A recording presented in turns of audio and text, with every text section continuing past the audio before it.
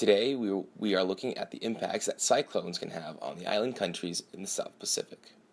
Our particular focus will be on a devastating cyclone from 2015, Cyclone Pam. Cyclone Pam affected several countries in the South Pacific, such as the Solomon Islands, Tuvalu, New Zealand, but devastated the nation of Vanuatu. Vanuatu is an island nation off the northwest coast of Australia. Its climate is consistently hot and humid 9 out of 12 months. This gives way to high amounts of precipitation and a high probability of cyclone formation. For this reason, the United Nations ranked Vanuatu number 1 in natural disaster risk in 2015. Cyclone Pam originated off the east coast of the Solomon Islands on March 6th. It was categorized as a tropical disturbance. 2 days later, it strengthened into a tropical depression.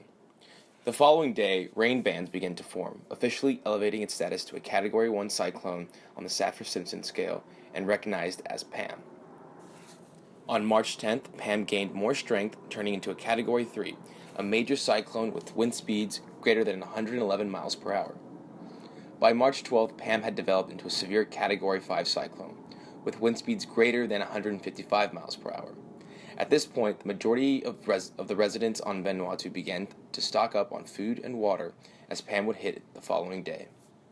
On March 13th, Pam made landfall with Vanuatu, with devastating winds peaking at 165 miles per hour. Wind speeds consistently stayed at 155 miles per hour due to severe pressure drop. Pam fully passed Vanuatu by March 15th and degraded into an ex-tropical storm. She fully dissipated by March 22nd. Before Pam, the worst storm that affected the island nation was Uma, a Category 4 cyclone in 1987. The storm killed 50 people and caused $150 million in damages.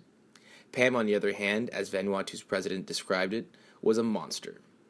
All emergency centers had to be activated since almost 132 people were severely affected by the storm. 90% of buildings were affected or destroyed since most buildings were not cyclone resistant. Only the concrete buildings remained standing, but even their rooftops had been blown away. Communications were severed amongst the islands and the outside world, since all but one cell tower was destroyed. There was severe water and food shortages. Several residents felt that their home country had been hit with a bomb with apocalyptic effects. Pam claimed 44 casualties, 15 which lost their lives, but inflicted catastrophic damages to infrastructure with over $300 million in damages. Even though Vanuatu suffered severe damages and losses, the small nation was not alone. Several of its neighboring countries and friends, such as Australia, New Zealand, the United Kingdom, and the European Union, collectively sent $10 million in immediate monetary assistance.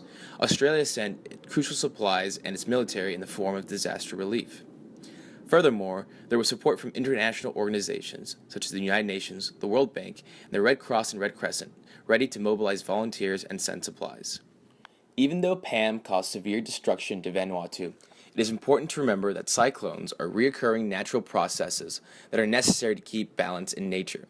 They serve the purpose of keeping the surface of the earth cool by removing heat from the tropics and transferring it to cooler areas.